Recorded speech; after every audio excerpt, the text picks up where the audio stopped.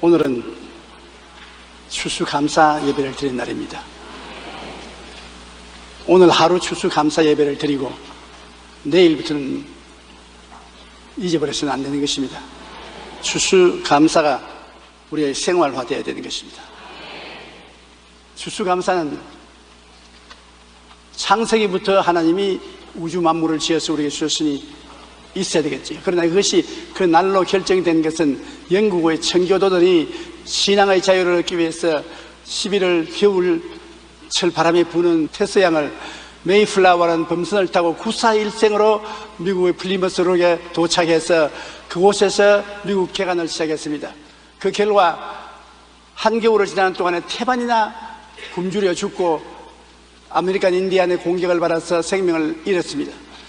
그러나 그 이듬해 친한 아메리칸 인디안의 소개를 받고 가르침을 얻어서 곡식을 심어 열심히 일해서 가을에 굉장한 수확을 거두었습니다. 기쁨에 넘쳐서 그들은 잔치를 베풀고 여러 가지 들짐승을 잡고 인디안들을 청하고 잔치를 베풀어서 즐거워하고 하나님을 찬미했습니다. 그것이 근원이 되어서 오늘날 미국의 선교사들이 가서 복음을 전가하는 곳마다 이와 같은 감사 설기를 특별히 가지게 된 것입니다. 그러나 사실은 감사는 성경에 기록되어 있습니다. 감사로 하나님께 제사를 드리며 지존하신 이에게 내 서원을 갚으며 환난 날에 나를 부르라. 내가 너를 건지리니 내가 나를 영화롭게 하리로다. 우리가 환난을 당할 때 하나님께 더욱 감사하고 부르시어 기도하면 하나님이 기도를 응답한다는 것입니다. 감사해야 기쁨과 행복이 있기 때문인 것입니다. 사람들은 기쁨이나 행복을 말하지만 실제 가슴 저릿하게 기쁨과 행복을 체험하지 않고 있는 것입니다. 많은 사람에게 기쁨과 행복이란 마음에 있는 상념이지 실제로 몸으로 체험하는 일이 안 되고 있는 것입니다. 그것은 감사와 기쁨과 행복이 면밀한 관계를 가지고 있기 때문인 것입니다. 기쁨과 행복이 형태가 이루어져 있으나 감사하지 않으면 우리 생활 속에 나타나지 않습니다. 마음에 있는 것으로 우리는 감사를 하면 마음이 긍정적이 되고 기쁨과 희망이 생겨나는 것입니다. 우리는 자꾸 없는 것을 바라봅니다. 내 마음에 없는 것, 내 가정에 없는 것, 내 환경에 없는 것, 그리고 내가 갖지 않은 것, 이런 것을 생각하고 없으니까 불행하다고 생각하는 것입니다. 그러니까 조그만 있던 행복과 기쁨도 사라지고 마는 것입니다. 마음이 긍정적이 되고 기쁨과 희망이 생겨나기 위해서는 있는 것으로 감사해야 되는 것입니다. 없는 것을 찾지 말고 있는 것을 찾아야 되는 것입니다. 저는 행복과 사랑 나누기 운동을 시작하고 난 다음부터 마음속에 절실히 느끼는 것은 전신을 사용하지 못하는 불구자들을 바라볼 때 그들은 다리도 못 쓰고 팔도 못 쓰는 사람들도 있고 또 사지를 다 못 쓰는 사람들도 있는데 그럼에도 불구하고 티 없이 웃고 즐거워한단 말입니다. 나는 그들을 비교할 때 있을 것 다 있고 가질 것 다 가졌는데 내가 불행하면 안 될 하나님께 범죄하는 것이 되고 만다고 생각되는 것입니다. 언제든지 그들을 바라볼 때 저렇게 아무것도 없어도 기뻐하고 즐거워하는데 이렇게 건강과 사지백체를 가지고 있으면서도 내가 감사하고 기뻐하지 못하면 어떻게 되느냐, 그 죄책감을 항상 느끼게 되는 것입니다. 감사하기 시작하면 점점 있는 것이 눈에 보이고 불평과 원망하면 있는 것도 눈앞에서 사라지는 것입니다. 디모데전서 6장 7절로 8절에 우리가 세상에 아무것도 가지고 온 것이 없음에 또 아무것도 가지고 가지 못하리니 우리가 먹을 것과 입을 것이 있은즉 족한 줄로 알 것이라. 있으면 자꾸 더 주어서 더 많아지게 되고 없다고 하면 있는 것조차 빼앗기고 자꾸 없어져 버리고 만나는 것입니다. 그러므로 우리는 자꾸 있다는 생각을 해야 되고 있다는 말을 해야 되고 있다는 행동을 해서 자꾸 더 모여들도록 만들어야 되는 것입니다. 자꾸 없다고 원망, 불평, 탄식하면 있는 것도 빼앗긴다고 말하는 것입니다. 그것이 우리가 상상하는 것보다 다른 삶의 법칙인 것입니다. 우리가 감사하고 행복하면 주위를 밝게 하여 평안하게 합니다. 우리는 혼자 살지 않으니까요. 부모, 형제, 자녀, 친구 다 함께 살게 되는 것입니다. 그러므로 주위를 밝고 맑고 환하게 해서 내 한 사람 때문에 슬픔이 사라지고 어두운 분위기가 사라지고 명랑하고 화평하고 즐겁게 된다면 얼마나 플러스가 되고 좋습니까? 그래서 환경을 밝게 하기 위해서 내가 있는 것으로 감사하고 기쁨과 행복해야 행복과 기쁨을 다른 사람과 나눌 수가 있는 것입니다. 골로새서 3장 15절 그리스도의 평강이 너희 마음을 주장하게 하라. 너희는 평강을 위하여 한 몸으로 부르심을 받았나니 너희는 또한 감사하는 자가 되라. 하나님 앞에 감사하고 마음의 평강을 가지고 사는 것이 하나님의 우리에게 주신 사명이라는 것입니다. 시편 50편 23절에 감사로 제사를 드리는 자가 나를 영화롭게 하나니 그의 행위를 옳게 하는 자에게 내가 하나님의 구원을 보이리라. 감사로 제사를 드리면 하나님을 영화롭게 한다. 그러므로 하나님께 예배드리고 나오면 문 밖에 나오자마자 불평하면 그것이 하나님 예배드리는 것이 아닙니다. 하나님을 예배드리고 나오면 하나님께 감사해야지. 그럼 하나님이 영화로움을 얻죠. 즐거움을 하나님이 갖게 되는 것입니다. 그러므로 항상 우리는 있는 것을 감사하고 없는 것을 드러내서 불평하지 말아야 되는 것입니다. 없는 것을 헤아리고 불평하면 마음이 부정적이 되고 원망과 불평과 불행이 찾아옵니다. 마음이 부정적인 곳에 긍정적인 것이 들어오지 못하기 때문에 내가 마음이 부정적이 되어 있으면 자연스럽게 원망스럽고 불평스럽고 불행하게 되는 것입니다. 고린도전서 10장 10절에 그들 가운데 어떤 사람들이 원망하다가 멸망시키는 자에게 멸망하였나니 너희는 그들과 같이 원망하지 말라. 원망은 내가 했는데 멸망시키는 사람들이 와서 그를 멸망시켜버렸는 것입니다. 그러므로 원망이 보통 것이 아니라는 것을 알 수 있는 것입니다. 원망을 하기 때문에 원망한 사람들을 멸망시키는 재앙이 다가와요. 요사이 이렇게 독한 바이러스 감기가 돌아다녀도 아주 우리 성도들은 크게 독한 감기에 들려서 죽었다는 사람은 없습니다. 왜냐하면 감사하고 있으니까. 바이러스보다도 예수님을 더 생각하고 있으니까 바이러스가 들어올 자리가 없는 것입니다. 예수님이 우리 마음을 점령하고 있습니다. 우리가 예수님을 의지하고 감사하고 즐거워 살려면 바이러스는 한 길로 왔다가 7길로 도망치는 것입니다. 그것은 음지의 세력이요 부정적인 세력이지 긍정적이고 적극적이고 기쁨과 행복에 넘치는 사람의 마음속에 들어와서 회방할 수가 없는 것입니다. 우리가 없는 것을 헤아리고 불평을 말하면 주위를 어둡게 하여 가족과 이웃을 불행하게 만드는 것입니다. 나만 불행하면 좋은데 가족과 이웃을 다 불행하게 만들고 고통스럽게 만듭니다. 시편 37편 8절에 분을 거치고 노를 버리며 불평하지 말라 오히려 악을 만들 뿐이라고 말한 것입니다. 우리가 분을 거치고 노를 버리고 불평하지 말아야 악이 만들어지지 않지. 그러면 악이 만들어지는 것입니다. 기독교인이었던 이무라 가즈오 씨는 일본 대학 의학부를 졸업하고 오사카의 한 병원 내과 의사로 근무했습니다. 그런데 어느 날 섬유 6종 암으로 오른편 다리를 절단하게 되었습니다. 한 다리를 잘라낸 후에 초인적인 인내로 의사의 사명을 다하다가 암이 폐로 전이하여 31살의 나이로 이 세상을 떠났습니다. 그가 자신의 죽음을 바라보며 기록한 편지와 글이 종이학이라는 책으로 출판되어 대베스트셀러가 된 것입니다. 종이학이라는 제목으로 출판된 그걸 영화로 만들어져 일본 열도에 커다란 감동을 주었습니다. 그는 이 책에서 소중한 것은 눈에 보이지 않는가 보다 이와 같은 제목의 글을 남겼습니다. 이 글은 이렇습니다. 이렇게 아름답고 귀한 것에 사람들은 왜 감사할 줄 모를까? 아버지가 계시고 어머니가 계시다는 것이, 형제가 있고 친구들이 있다는 것이, 손이 둘이고 다리가 둘이고 손을 뻗어 무엇을 잡을 수 있고 가고 싶은 곳에 마음대로 갈 수 있다는 것, 소리가 들린다는 것, 목소리를 낼 수 있다는 것, 이것보다 더 멋지고 감사한 일이 있을까? 그런데 이 아름답고 귀한 것에 아무도 감사할 줄 모르고 그거야 당연한 것이라고 말한다. 하루 3끼 밥 먹고 밤이 오면 잠자고 다음날 아침에 만난다는 것, 웃고 울고 노래하고 소리치고 뛰어다니는 것, 산을 오르고 바닷가를 거닌다는 것, 온갖 자연의 멋지고 아름다움에 아무도 감사할 줄 모르고 산다는 것, 너무나 희한한 일이 아닌가. 그 모든 것이 얼마나 눈물나게 소중한 것인지, 그 모든 것이 얼마나 아름답고 신나는 것인지, 그 모든 것이 얼마나 감사한 것인지 아무도 모른다. 그걸 아는 사람은 마침내 그 모든 것을 잃어버려 본 사람만 알 수 있다는 거다. 사람이 가지고 있다가 잃어버리고 손을 털어버리고 난 다음에야 가지고 있던 것이 얼마나 중요한 것을 알 수가 있습니다. 우리 장로님 한 분이 저에게 와서 이런 말씀을 하셔요. 상실을 하셨는데 권사님이 세상을 떠셨습니다. 살아계셨을 동안에는 장로님이 권사님하고 그렇게 아긋자긋 사이가 좋지 않았습니다. 어떻게 알았냐고요? 권사님이 내 신방할 때 따라다녔기 때문에 내가 잘 알죠. 권사님이 장로님 이야기를 별로 안 하셔요. 절대로 가치반 일을 말씀 안 하십니다. 그런데 권사님이 세상을 떠시고 난 다음 장로님이 제게 말씀하기를, 목사님, 마누라 있을 때는 밉상스럽고 보기 싫고 불평할 때가 많이 있었습니까? 그런데 속으로 그렇겠죠. 그런데 마누라 죽고 난 다음에 너무나 있던 사람이 없으니 허전해지므로 지금 불평을 하고 원망을 하고 짜증을 하고 고통을 주더라도 그 같은 사람이 내 곁에 살아있었으면 얼마나 좋을지 모르겠습니다. 속으로 때가 늦었습니다. 사람들은 언제나 때가 늦고 난 다음에 깨닫는 것입니다. 있을 때 기뻐하고 즐거워하고 사랑하고 행복했으면 얼마나 좋았겠습니까? 그러나 사람들은 없어져야 그 안타까움을 알 수 있게 되는 것입니다. 난 그 장로님의 말을 듣고 난 다음에 나는 저런 후회를 안 해야 되겠지. 내 어느 심사 행동이 달라진 것은 틀림이 없습니다.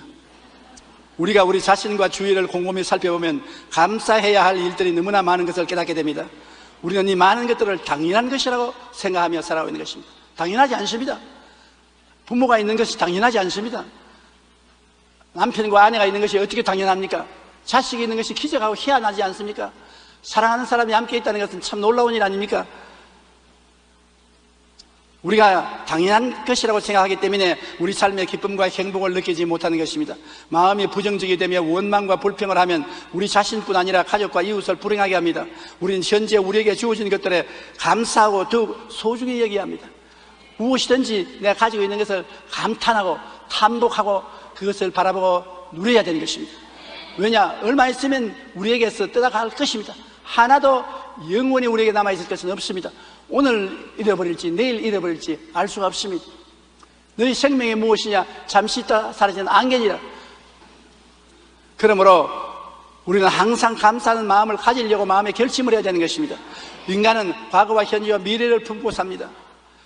그러므로 과거의 은혜를 기억하고 감사하고 현재의 삶을 살펴서 있는 것을 감사하고 미래에 다가올 복을 기대하고 감사해야 되는 것입니다. 아예 그렇게 마음의 결정을 하고 결심을 해야 되는 것입니다. 우리는 과거의 부모님의 은혜를 생각하고 감사해야 되는 것입니다. 부모님에게 사랑을 받지 못한 사람도 많고 박대를 받고 구박을 받은 사람도 많습니다. 그러나 그런 것 생각하지 말고 부모님이 있다는 것을 감사해야 되는 것입니다. 내가 영국에서 부흥회할 때 영국으로 어린아이 때 입양대에 가서 자란 한국 소녀가 아리로 찾아와서 나의 아침 식사를 같이 하면서 자기 부모를 좀 찾아달라는 것입니다. 내가 묻기를, 어릴 때 당신을 필요 없다고 외국인에게 입양시킨 부모를 지금 찾아서 뭐라 그러냐? 목사님은 내 처지가 안 되니 모릅니다. 나를 싫다고 버렸을지라도 내가 오늘 성년이 되어서 사는데 부모를 모르니까 뿌리를 알 수 없습니다. 내가 정체성이 없습니다. 분명히 몸은 한국 여자인데 국적은 불란서고 현재 살기는 영국에 살고 있습니다. 한국인도 아니고 불란서인도 아니고 영국인도 아닙니다. 마음에 혼돈이 굉장히 많습니다. 좌우간 미워도 좋아도 우리 부모가 누군지 한번 만나보고 내 뿌리를 확인해야 되겠습니다. 그러니 뿌리를 찾아주십시오. 나는 거기서 깜짝 놀랐습니다. 야, 미워도 부모는 부모구나. 미워도 부모는 부모로서 감사를 해야 되겠다는 것입니다. 부모님의 은혜를 생각하면 우리는 그보다 훨씬 많지 않습니까? 어릴 때부터 서서 진자리 마른 자리 갈아 누이며 손발이 다닳도록 고생하셨네. 그 옛날 어릴 때 부를 때 그냥 노래로 불렀는데 나이가 먹어서 그 노래를 가만히 생각하면 마음이 굉장히 감동이 옵니다. 정말이에요. 어릴 때 자랄 때 보면 어머님이 동생이 밤에 자다가 오줌을 싸면 그때는 물자가 많지 않기 때문에 어린 동생을 어머니 자던 포도포산 자리로 옮기고 어린아이가 오줌을 넣어서 축축한 자리에 삿발을 깔고 그 위에 어머니가 누워서 주무십니다. 진자리 마른 자리 갈아서 눕히는 것입니다. 손발이 닿도록 수고를 하십니다. 정말로 날이 갈수록 생각해보면 부모님의 은혜와 사랑이 감사하지 않을 수 있습니다. 그 부모님의 은혜와 사랑이 아니었으면 오늘 우리가 숨쉬고 살지 못하는 것입니다. 그리고 선생님의 은혜도 감사해야 되는 것입니다. 우리는 그냥 글쓰기를 배웠고 읽기를 배웠고 오늘날까지 지식을 얻어왔는데 이것을 도와주는 선생님이십니다. 초등학교에 가서 기억, 니은, 가기야, 거기야 배운 것도 선생님의 도우심으로 배웠습니다. 이제 생각하니 선생님의 도움이 얼마나 감사하고 고마운지 몰라요. 우리는 6.25 사변에 교실에서 공부 못하고 산과 들에 끄직대기를 들고 다니고 칠판을 들고 다니면서 공부를 했지만 그런 열악한 환경 가운데 선생님이 와셔서 우리를 가르쳐 주셨으니 오늘날 이만한 지식도 사용할 수 있는 것을 생각할 때 감사하지 않을 수 없는 것입니다. 그리고 형제와 이웃을 도와준 은혜를 늘 감사해야 되는 것입니다. 도움받은 것을 무심하게 생각해서는 안 됩니다. 형제와 이웃이 무엇 때문에 나를 도와줍니까? 나에 대한 관심이 있기 때문에 나를 도와주는 것입니다. 나를 사랑하기 때문에 형제와 이웃이 나를 도와주는 것입니다. 그런데 그 관심에 대해서 무관심하고 사랑에 대해서 무관심하다면 얼마나 무례하게 짝이 없지 않습니까? 감사를 하면 내 마음속에 행복해 주는 것입니다. 데살로니가전서 5장 18절에 범사에 감사하라. 이것이 그리스도 예수 안에서 너희를 행하신 하나님의 뜻이니라. 결심을 해야 돼요. 범사에 감사하라. 모든 일에 감사하라. 좋은 것은 좋아서 좋고 안 좋은 것은 좋게 만들어 줄 것이니 좋다. 그러므로 항상 좋다. 감사하다. 이렇게 한다면 우리 마음이 얼마나 평안하고 좋겠습니까? 20세기 후반 화학의 발달로 인하여 인간의 뇌에 대해서도 활발한 연구를 진행하여 많은 것을 발견했습니다. 그 발견 중 하나가 인간의 언어 중추신경이 모든 신경계를 지배한다는 것입니다. 뇌에 대한 발명 중에 놀라운 것은 말이 모든 다른 신경을 다 지배한다는 것입니다. 그러므로 언어 중추신경이 가장 중요하다. 성경은 내 입의 말로 죽고 산다고 말했고 내 입술의 말이 너를 지배한다고 말하고 있는데 오늘날 화학적으로 이것이 검증되었다는 것입니다. 우리가 감사라는 말을 하면 우리의 뇌는 감사에 해당되는 많은 자료들을 끌어내어 마음의 기쁨이 넘치게 된다고 합니다. 그래서 감사라는 말은 우리의 신체 면역 체계를 강화하여 감사를 일명 감사약이라고도 합니다. 그러니까 우리 교회 사람들의 감기가 안 들리지요. 감기약을 먹고 있으니까, 매일같이 감사약을 먹고 있으니까 우리가 1분간 웃으면 우리 신체는 24시간 면역체가 생기고 1분간 화를 내면 6시간의 면역체가 떨어진다고 말합니다. 그 1분만 웃으면 24시간 면역체가 몸에 들어와서 면역이 되어서 균이 못 들어오는 거예요. 그러나 1시간 화를 내면 6시간 동안 면역체가 떨어져서 병이 되는 거예요. 그렇기 때문에 깔깔대고 웃는 것이 얼마나 좋습니까? 우리 한국의 자매님들은 잘 웃어요. 잘 웃었기 때문에 우리 한국 자매님들이 건강하죠. 남자들은 괜히 군이 세운다고 성을 버럭버럭 내다가 병투성이가 돼요. 나는 오늘 아침에도 와서 자리에 앉아서 내려다보면서 이렇게 안 발란서 이러냐. 천국 인구의 하나님 이렇게 왜 안 발란습니까? 천당에 올라가면 인구의 3분의 2는 여자들이고 3분의 1만 남자들. 결국 여자들이 명랑하고 마음이 밝고 맑고 환하고 예수님을 잘 믿고 하나님을 섬기는 것입니다. 남자들은 괜히 권위와 위험을 세우고 마음이 우울하고 강하지 못하고 오래 살지도 못하고 빨리 죽어버리고 합니다. 어쩌다가 여자가 다 될 수 있는지 몰라. 나도 여자 한번 대봤으면 좋겠어. 보통 훌륭한 특권이 아니에요. 감사의 말을 하면 실제로 심장 박동이 규칙적이고 주기적으로 뛰어 심혈관 건강에도 도움이 된다고 합니다. 미국 캘리포니아 주 주립대 로버트 에드먼드 교수는 매일 또는 매주 5개씩 고마웠던 글을 쓰게 했던 사람들과 그렇지 않은 사람을 비교해보니 전자가 후자에 비해 더욱 건강하고 스트레스 딜도 덜 받는다는 것을 알게 되었다고 말하는 것입니다. 그리고 감사라는 말을 매일 또는 매주 5개씩만 쓰면 그 사람은 그 글을 안 쓰던 사람보다 더욱 건강하고 스트레스를 덜 받는다는 것입니다. 우리가 범사에 감사할 때 우리 마음의 기쁨과 행복이 다가오고 우리 몸은 더욱 튼튼해집니다. 뿐만 아니라 내가 감사할 때 그 말을 듣는 주위 사람들에게도 영향을 끼쳐주어 주위를 밝게 하고 평안하게 하는 것입니다. 그러므로 내 마음의 행복을 위해서, 내 몸과 마음의 건강을 위해서, 내 주위를 밝고 맑고 환하게 만들기 위해서 결심하고 감사해야 되는 것입니다. 찬양해야 되는 것입니다. 그것으로서 큰 은총을 얻을 수가 있는 것입니다. 우리는 무엇보다도 이 세상에 살면서 하나님께 감사하며 살아야 되는 것입니다. 하나님이 만들어주신 만물을 바라보고 감사를 해야죠. 빛을 만드시고 궁창을 만드시고 바다를 만드시고 땅과 식물을 만드시고 해와 달, 별, 새, 물고기, 동물, 사람 큰 일을 하신 하나님을 우리 마음속에 늘 감사라고 성경은 말하고 있는 것입니다. 시편 136편 4절로 9절에 홀로 큰 기이한 일을 행하시는 이에게 감사하라. 그 인자심이 영원하미로다. 지혜로 하늘을 지으신 이에게 감사하라. 땅을 물 위에 펴신 이에게 감사하라. 큰 빛들을 지으신 이에게 감사하라. 해로 낮을 주관하게 하신 이에게 감사하라. 달과 별들로 밤을 주관하신 이에게 감사하라. 그 인자심이 영원하미로다. 감사라고 말하는 것입니다. 하나님이 우주 만물을 지어놓고 난 다음 그 피조물이 하나님을 향해서 감사할 때 보람을 느끼고 즐거워하시는 것입니다. 더구나 우리 예수 믿는 사람은 우리를 위해서 구속의 은총을 베풀어 주신 아버지와 아들 예수님께 대해서 감사해야 되는 것입니다. 골로새 1장 13절로 14절에 그가 우리를 흑암의 권세에서 건져내서 그의 사랑의 아들의 나라를 옮기셨으니 그 아들 안에서 우리가 속량고 죄사함을 얻도다. 우리가 태어날 때부터 부모로부터 받은 전수된 죄와 우리 자범죄가 한없이 많아 죄 덩어리인데 우리를 살리기 위해서 우리 대신 죄를 짊어지고 십자가에서 몸짓고 피 흘려 죽으신 예수님의 사랑에 감사하지 아니할 수 없는 것입니다. 너무나 감사합니다. 예수님을 보내신 하나님의 은혜에 감사하고 우리를 위해서 목숨을 즐겁게 바쳐 주신 예수님께 감사합니다. 이런 일이 있습니까? 소설 속에나 있을 일이지 실제로 있을 수가 없는 것 같은데 실제로 일어났거든요. 골로새 2장 6절로 7절에 너희가 그리스도 예수를 주로 받았으니 그 안에서 행하되 그 안에서 뿌리를 박으며 세움을 받아 교훈을 받은 대로 믿음에 굳게 서서 감사를 넘치게 하라. 우리가 할 수 있는 일이 이런 감사를 넘치게 하는 도리밖에 없어요. 일을 행하는 야훼, 그 일을 지어 성취하는 야훼, 그 이름을 야훼라는 자가 이렇게 말하노라. 너희는 내게 부르시더라. 내가 내게 응답하겠고 내가 알지 못하는 크고 비밀한 일을 너에게 보여주리라 했어서 우리를 하나님의 비밀한 길로 구원해 주셨는데 우리가 그것을 멍하니 바라보고 있어서는 안 되는 것입니다. 감사해야죠. 앉아도 감사하고 서도 감사하고 찬양하고 이것이 우리 생활의 습관이 되어야 되는 것입니다. 누가복음 17장 11절로 12절에 보면 예수께서 예루살렘으로 가실 때 사마리아로 지나가는데 나병 환자 10명이 호함을 쳤습니다. 멀리서 예수 선생님이 우리를 불쌍히 여기시사거늘 예수께서 제사장에 가서 내 몸을 보여라. 그래서 10사람이 그 말을 듣고 가다가 보니 병이 깨끗이 나았거든요.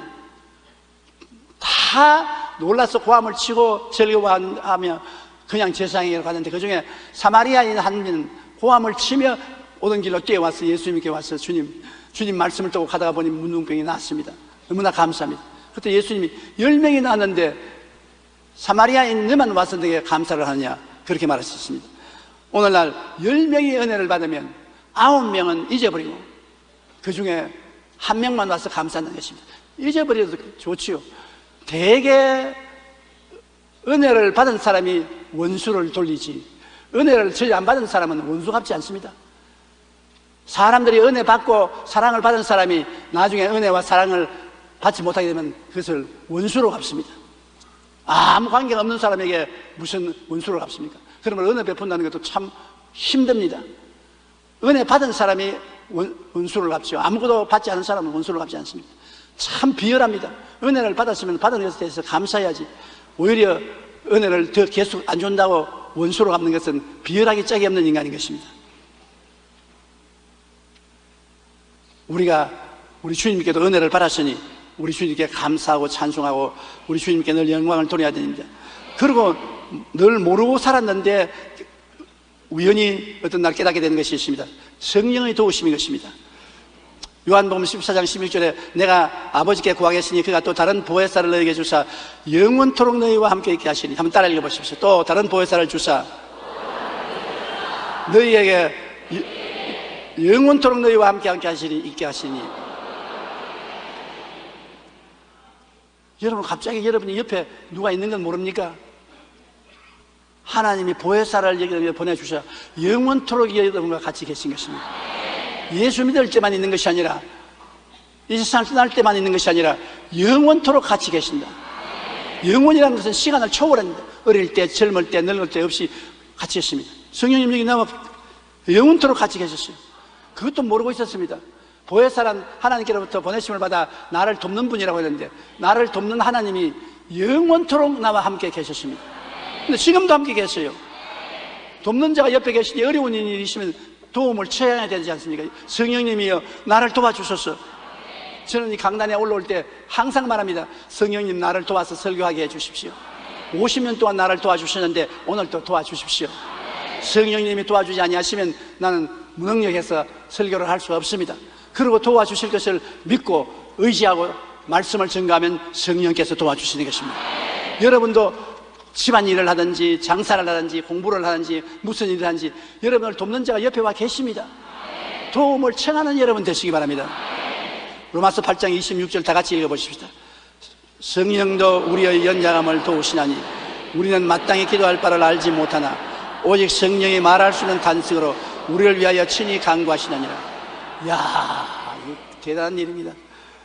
조용기 목사 기도하면 받겠다고 온갖 백을 다 써서 내게 편지가 올라오는데, 조용기 목사는 먼지와 티끌도 견주어서 될 수 없는 위대한 성령께서 여러분을 위해서 기도해 주시기 위해서 곁에 기다리고 있는 것입니다.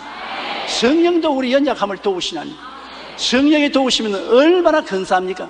그러므로 항상 우리 예수 믿는 사람은 홀로가 아니라는 것을 알아야 되는 것입니다. 내 옆에 내가 따라다니는 것이 아니라 성령께서 나를 따라다니십니다. 그러니 성령님을 모시고 나쁜 곳에 가면 얼마나 부끄러운 일입니까? 성령님이 얼마나 여러분을 부끄럽게 생각하겠습니까? 성령님을 모시고 좋은 일을 하면 성령님이 얼마나 여러분을 자랑스럽게 생각하겠습니까? 우리는 이러나 저러나 혼자 있을 수 없습니다. 성령이 같이 계십니다. 성령이 우리의 정인이 되시고 성령이 우리를 도와주시는 것입니다. 그렇기 때문에 이것을 우리가 감사해야 되는 것입니다. 시편 50편 14절 15절에 감사로 하나님께 제사를 드리며 지존하신 이에게 내 세원을 갚으며 환난 날에 나를 부르라. 내가 너를 건지리니 내가 나를 영화롭게 하리로다. 모든 것을 감사로 제사를 드리고 난 다음에 이루어가는 것입니다. 감사 제사 어렵지 않지 않아요. 냉수왕을 떠놓고 감사하는 말이 아닙니다.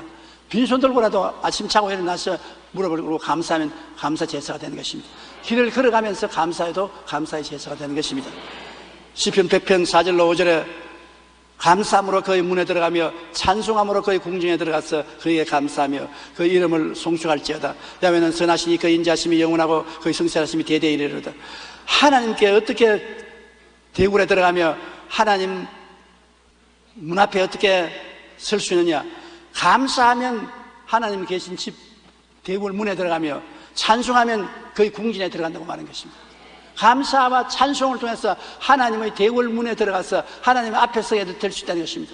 그러므로 감사와 찬송을 많이 하는 개인의 신앙과 감사와 찬송을 많이 하는 교회는 주님이 언제나 임재하여 계신 것입니다. 감사의 씨앗을 심어야 감사가 열매를 맺지요. 스펄전 목사님 말하기를 촛불을 보고 감사하면 전등불을 주시고 전등불을 보고 감사하면 달빛을 주시고 달빛을 보고 감사하면 주님께서 천국을 주신다고 말했었습니다. 감사는 자꾸 레벨이 높아져요. 작은 것을 보고 감사하면 더 큰 것 주시고 더 큰 것 주시고 더 큰 것 주시는 것입니다. 그러므로 데보라 빌 노빌이 쓴 감사의 힘에서 그는 우리가 감사합니다라는 말로 가슴이 움직여 기쁨을 느끼게 되는 시간은 0.3초라고 말합니다. 감사합니다 하면 마음이 0.3초 동안에 잠깐 기뻐진다는 것입니다. 그래서 그는 감사합니다는 말을 0.3초의 기적이라고 불렀습니다. 데보라 노빌은 이 책에서 감사합니다라는 책은 짧은 말이 우리 인생 전체를 바꿀 만한 강력한 힘이 있다고 강조했습니다. 나아가 이 말은 각 개인이 지닌 잠재력을 끌어올리는 비밀 열쇠라고 주장합니다. 감사하다는 말만으로도 우리는 깊은 인간관계를 맺을 수 있고 활기차고 건강한 삶을 살아갈 수 있다는 것입니다. 또한 감사할 때 역경에서 더욱 빨리 회복되고 고난에 대한 면역력이 길러져 장수할 수 있다는 것입니다. 감사는 행복을 위한 키워드이며 우리를 성공으로 이끄는 중요한 에너지로서 오래전부터 사람들은 감사의 위대함을 느껴왔다고 말했었습니다.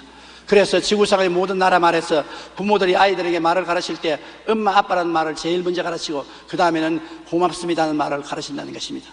우리가 기쁨과 행복이 가득한 삶을 살기 위해서는 무엇보다도 감사의 삶을 살아야 되는 것입니다. 우리가 날마다 감사의 씨앗을 심을 때 더욱 풍성한 감사의 열매를 살아가면서 맺을 수가 있습니다. 결국 우리가 감사를 생활화할 때 더욱 기쁘고 행복한 삶을 살게 되는 것입니다. 그러므로 우리는 자원해서라도 감사하고 찬송하고 억지로라도 감사하고 찬양을 하십시다. 감사하기 싫을 때 감사하는 것이 제사인 것입니다. 제사는 희생이니까 모든 것이 감사할 수 있는 환경이 될 때 감사하는 것은 마땅한 일이고 자연스러운 일입니다. 그러나 모든 것이 감사하지 않을 때 감사는 제사가 되는 것입니다. 그 제사는 하나님이 더욱 기뻐하시는 것입니다. 인생을 살면서 슬프고 괴롭고 고통스럽고 어둡고 서러운 날들이 많습니다. 우리는 그것을 해치고 즐겁게 살아야 되는 것입니다. 산다는 것은 일회적 사건입니다. 다시 되살아날 수 없습니다. 우리가 살아있을 동안에 항상 해야 될 것은 좋을 때는 좋아서 좋고 어려울 때는 좋아질 것을 바라보고 기뻐해야 되는 것입니다. 주께서 같이 계시기 때문에 모든 일이 합동하여 선을 이룬다는 것을 결코 잊지 마십시오. 주님이 우리와 같이 계신 증거가 바로 거기에 있는 것입니다. 그러므로 결과에 대해서는 다 감사할 수 있는 일이 되고 마는 것입니다. 우리 다 같이 고개 숙여 기도드리겠습니다. 살아계신 하나님 아버지, 우리가 이 땅에 살면서 많은 수고와 고생을 합니다. 가시와 은극히 속에 살면서 몸부림을 치고 피 흘림을 갖고 물고 찢고 싸우는 일이 너무나 많습니다. 이 세상을 변화시킬 수 있는 것은 감사하는 사람들이 많아져서 환경이 기름지고 살찌고 주의 임재로 넘치게 되고 행복이 넘치게 되어야 우리 모두가 다 변화되는 것입니다. 내 아버지 하나님, 하나님의 성령의 능력을 의지하고 하나님이 주신 축복을 따라 오늘부터 억지로라도 감사하며 살게 도와주시옵소서. 하나님의 기적을 체험하고 살게 도와주시옵소서. 하나님의 은혜를 체험하고 살게 도와주시옵소서. 예수님 이름으로 기도합니다. 나는 왜 감사해야 하나? 이 제목으로 은혜의 말씀을 나누고자 합니다.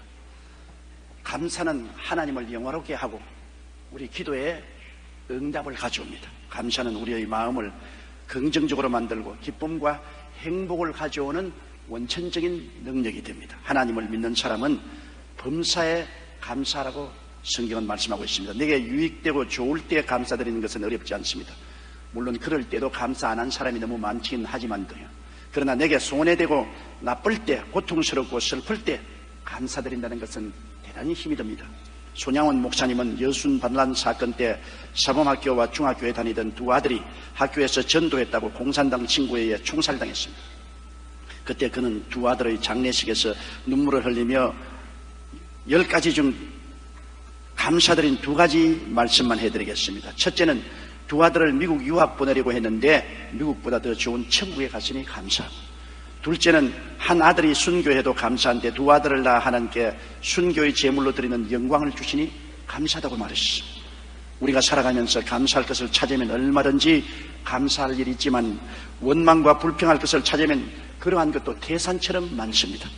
오늘 우리는 왜 감사해야 하는가를 가슴에 쏟아놓고 살펴보아야 합니다. 칼빈은 말하기를 외식하는 신자는 위급할 때 하나님께 기도한다. 그러나 그 위험에서 건짐을 받은 후에는 감사할 줄 모른다. 이는 위선자라고 말했습니다.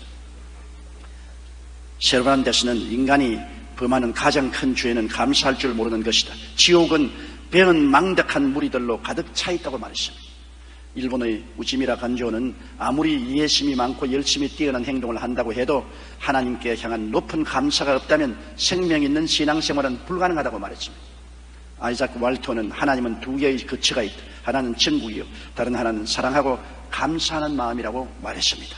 첫째로 우리가 감사할 것은 예수 믿게 된 것이 제일 감사한 일입니다. 성경에는 사람이 온 천하를 다 얻고도 자기의 목숨 하나 잃으면 무엇이 유익하리요라고 말했습니다.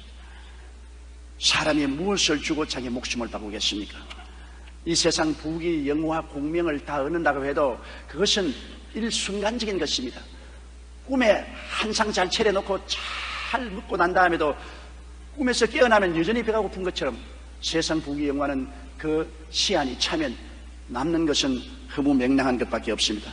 미국의 기업가였던 하워드 휴즈는 영화사, 방송국, 항공회사, 호텔, 도박장 등 50개 업체를 가진 굉장한 부호로 젊은 시절에 헐리우드의 영화배우들과 수많은 연문을 부리기도 했습니다. 그러나 그는 대인기피증이 점점 심해져서 45세 때는 완전히 외부와 단절된 채 숨어 지냈습니다. 말년에는 여러 나라에 마련한 자기의 처소에 비행기를 타고 이리저리 옮겨가면서 살았습니다. 집에도 무균실을 설치해놓고 무균실에서 살았으며 누가 자기에게 해칠까 두려움에서 계열사 사장에게도 오직 전화를 통해서만 이야기하고 협의했습니다.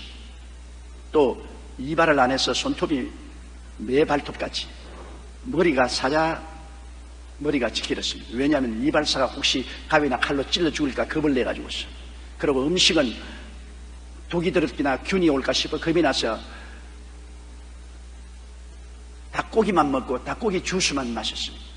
그는 극히 영양실조에 걸려서 말리는 정신병 현상까지 일으켰다가 비행기로 이동 중에 죽었습니다. 그는 많은 재산을 남겼으며 그가 죽어갈 때 3마디 말했습니다. Nothing, nothing, nothing.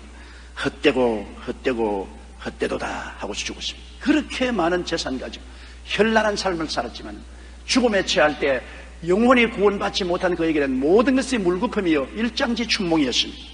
노벨상을 수상했던 어네스트 해밍웨이도 62세에 사망할 때까지 허무한 인생을 살았습니다. 그는 명예도 있고 돈도 있고 사람들의 칭송 속에 살고 결혼도 여러 번 했다가 이혼했습니다. 그러나 끝내 그는 난 필라멘트가 끊어진 텅 빈 전구처럼 공허하다는 유서를 남기고 총으로서 자살했습니다. 그리스도 예수 없이 인생을 사는 것은 종국적으로 그 누구를 불구하고 헛되고 마는 것입니다. 여러분, 솔로몬이 천하에 그보다 더 큰 영화를 누린 사람이 없지만은 헛되며 또 헛되니 모든 것이 헛되다고 말했습니다.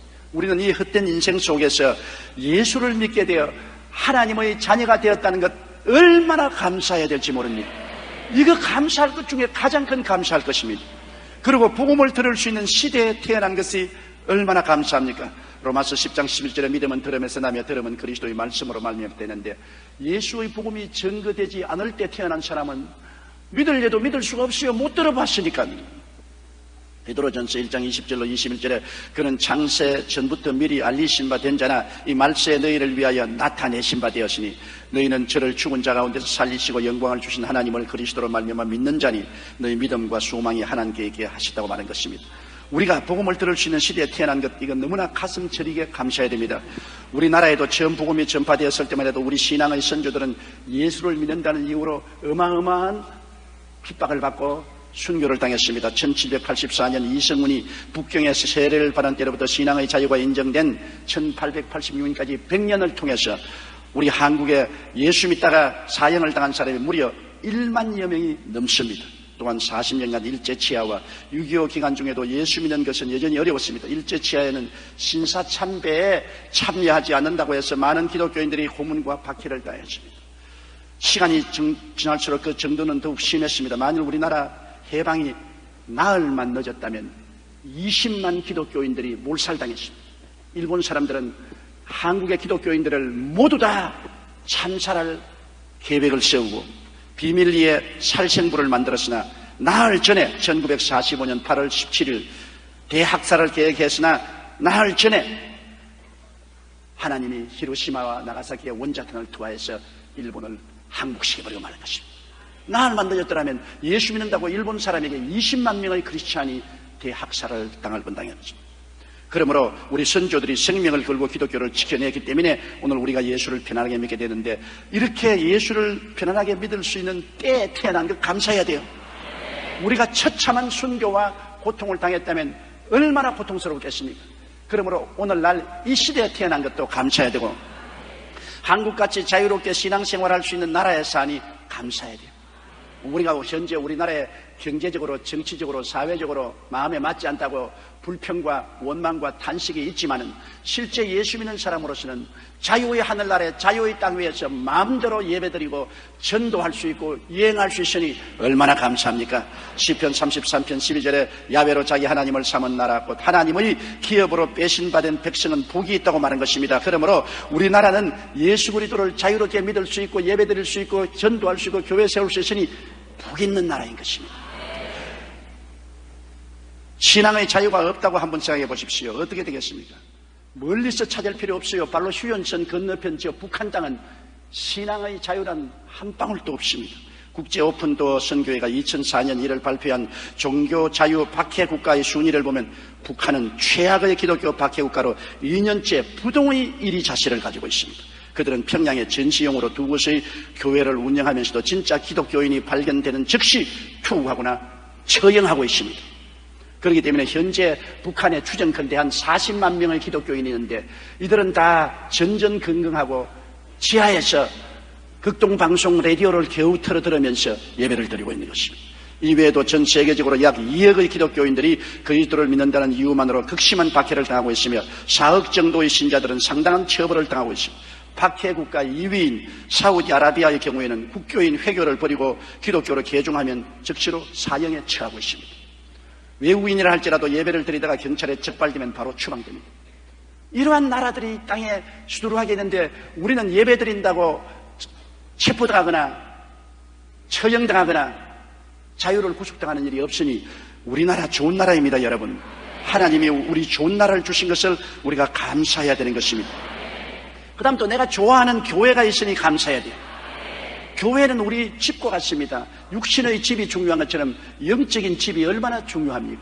내가 마음에 들고 좋은 교회가 있다는 것 참 좋지요. 저는 해외여행을 하면은 어느 도시에 가든지 제일 먼저 찾는 것이 한국 음식점입니다. 좋은 한국 음식점이 있으면 그곳에 있을 동안에 그렇게 살기가 좋아요. 잘 먹을 수 있으니까.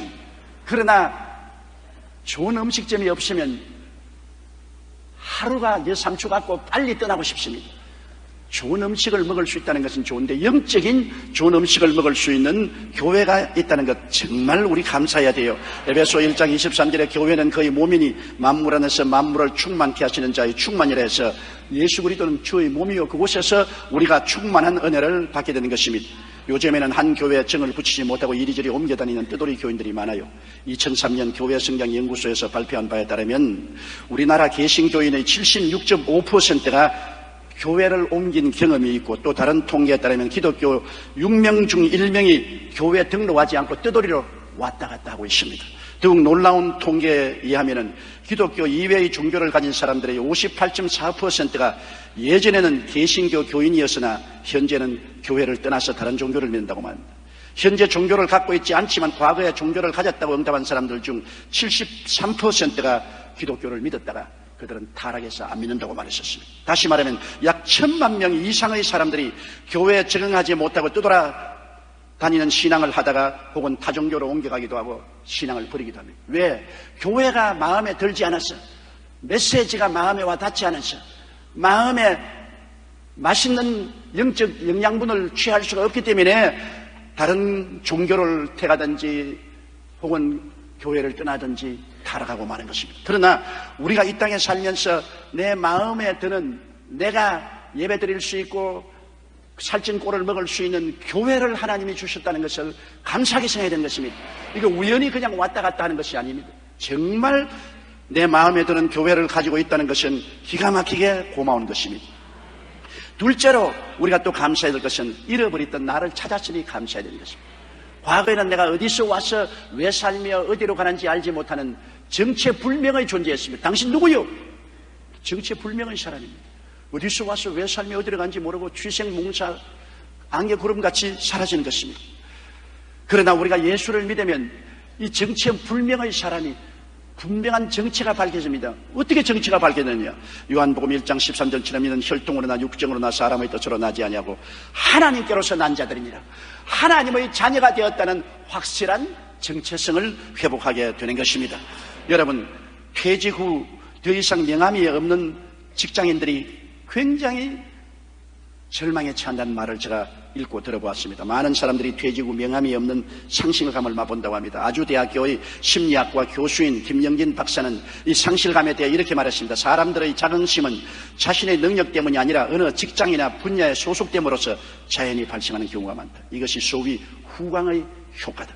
그런데 직장을 그만두면 위상이 달라진다. 명함을 내밀 일도 없고 어디 마땅한 갈 곳도 없고 회사 앞 술집에서 외상술을 먹을 입장도 안 될 때 상실감을 느끼는 것이다.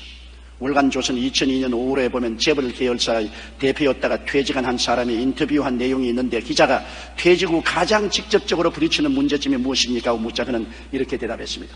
사람을 만나면 당연히 주고받던 명함을 내밀 필요가 없다는 것이 가장 당혹스러운 변화였습니다.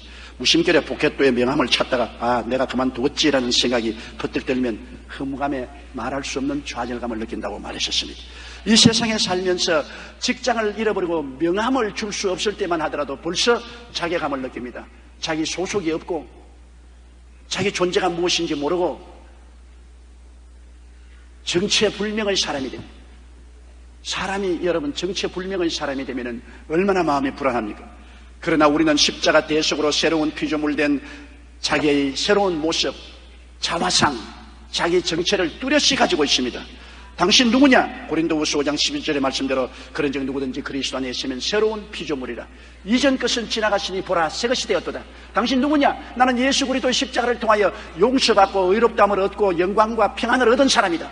당신 누구냐? 나는 마귀와 세상에서 해방되고 거룩함과 성령 충만받은 사람이다. 당신 누구냐? 나는 예수님의 채찍에 맞으신 공로로 치료받고 건강한 사람이다. 당신 누구냐? 나는 그리스도로 말미암아 저주와 가난에서 해방 얻고 아브라함의 복과 형통을 받은 사람이다. 당신 누구냐? 나는 예수 그리스도의 보혈을 통하여 사망과 음부를 이기고 부활과 영생과 천국을 가진 사람이다. 신분이 뚜렷합니다. 자다가 깨어나도 분명하게 자기 신분을 말할 수 있습니다. 내가 군대에 있을 때 자다가도 상사가 와서 옆구리를 탁 차면서 너 누구냐? 예, 1082 2408입니다. 군번을 분명히 해야지 군번 잘못했다가는 눈에 번개불이 나도록 한 대 올라옵니다. 그러므로 늘 군번을 외웠으니 1082 2398 지금도 잊어버리지 않고 있는 것입니다. 그때가 언젠데. 그러면 우리 예수 믿는 사람 너는 누구냐? 십자가를 통하여 나는 오중복음을 옷 입은 사람인 것입니다. 얼마나 분명한 우리는 자기의 존재를 갖고 있지 않습니까? 이러므로 상실감이 없습니다. 어디서 와서 왜 살며 어디로 가는지 그런 희미한 생활 속에 살지 않습니다. 거기에다가 좋으신 하나님을 깨닫게 되니 얼마나 좋습니까? 이 세상에 하나님이 얼마나 좋은 하나님, 우리의 친아버지가 되신다는 것 너무나 좋잖아요. 예수 그리스도 십자가를 통하여 이 세상에 살 동안에 우리는 3대 재앙을 가지고 있는데 3중 축복을 받았습니다. 죄로서 영혼이 죽고 저주로서 가난하고 병들고 육체가 죽게 되었는데 예수님 십자가의 보혈로 죄를 용서하고 생명을 주시고 저주를 담당하고 축복을 주시고 채찍에 맞음으로 치료함 주시고 부활 영생을 주셨으니 영혼이 잘되고 범사에 잘되며 강건하고 생명을 얻되 넘치게 얻는 전인 구원을 얻었으므로 얼마나 감사합니까? 우리 하나님은 좋은 하나님 아닙니까? 우리에게 좋은 것을 주시기를 원하시고 마침내 복을 주시기를 원하시는 이런 좋은 하나님을 모시고 있으므로 마음에 긍정적이고 적극적이고 창조적인 신앙을 가지고 살 수 있으니 감사해야 될 것입니다. 또 그 은혜를 인하여 믿음으로 살게 되었으니 감사하죠. 우리가 이제는 우리의 인간의 수단과 방법과 노력으로 살지 않습니다. 우리 힘으로 짐을 짊어지고 우리 힘으로 일을 행하려고 하지 않습니다. 성경에는 마태복음 11장 28절에 수고하고 무거운 짐진 자들은 다 내게로 오라. 내가 너희를 쉬게 하리라. 우리는 짐을 맡기고 일을 맡길 분을 알고 있습니다. 그분에게 나아가서 우리의 짐을 맡기고 우리 일을 맡길 수 있으니 얼마나 행복합니까? 답답하고 슬프고 고통스러움을 혼자 걸머지고 쓰러지고 넘어지고 자빠지고 상처투성이가 되는 사람이 얼마나 많은데요. 여러분, 우리는 날마다 우리의 짐을 지시는 주 곧 우리 구원의 하나님을 모시고 있습니다. 하나님이 우리를 그냥 두는 것이 아닙니다. 매일같이 우리를 업고 강을 건넙니다. 한강을 여러분 걸어서 건널 사람 누가 있어요? 못 건너죠. 하나님께 업히면 건너갈 수 있습니다. 하나님은 우리를 업고 강을 건너시고 고비 사막을 누가 지나갑니까? 하나님은 우리를 안고 사막을 지나가 주시는 것입니다. 시편 23편 1절에 야훼는 나의 목자시니 내가 부족함이 없으리로다. 신명기 1장 31절에 광야에서도 너희가 당하였거니와 사람이 자기 아들을 아는같이 너희 하나님 야훼께서 너희의 행로 중에 너희를 안으사 이곳까지 이르게 하시나니라. 야, 그러므로 나를 업고 강을 건너주시고 나를 안고 사막을 지나가 주시는 하나님, 이 하나님을 바라보고 업히고 안겨서 사는 모습을 한번 생각해 보십시오. 그렇게 인생을 가는 모습을 생각해 보십시오. 하나님께 업혔으니 어떤 강물도 겁나지 아니하고 하나님께 앞이었으니 안겼으니 어떤 광야도 겁나지 않고 나갈 수가 있는 것입니다. 우리는 하나님을 바라보고 이렇게 평안을 얻을 주니 감사하고 전적으로 의지하고 기도할 수 있으니 감사합니다. 이 땅에 어려움 당할 때 부탁할 수 있는 사람이 있으면 얼마나 좋잖아요. 내 일을 부탁할 수 있는 사람, 내가 부모님에게 부탁할 수 있고 형제들에게 부탁할 수 있고 친구에게 가서 내 어려운 사정을 부탁하고 도움을 받을 수 있는 사람이 있으면 얼마나 행복합니까? 그러나 아무도 부탁할 수 없는 객지에서 외로운 나그네가 되어서 한다면 절망할 수밖에 없잖아요. 우리는 부탁할 수 있는 분이 계십니다. 시편 37편 5절에 너 길을 야훼께 맡기라. 저를 의지하면 저가 이루시고 너 의를 빛같이 나타내시며 너 공의를 대다시 빛같이 하시려다. 맡길 수가 있습니다. 시편 55편 22절에 내 짐을 야훼께 맡겨버리라. 너를 붙드시고 의인의 요동함을 영영히 허락지 아니하시려고 말씀합니다. 베드로전서 5장 7절에 너희 염려를 다 주께 맡겨버리라. 이는 저가 너희를 권고하십니다.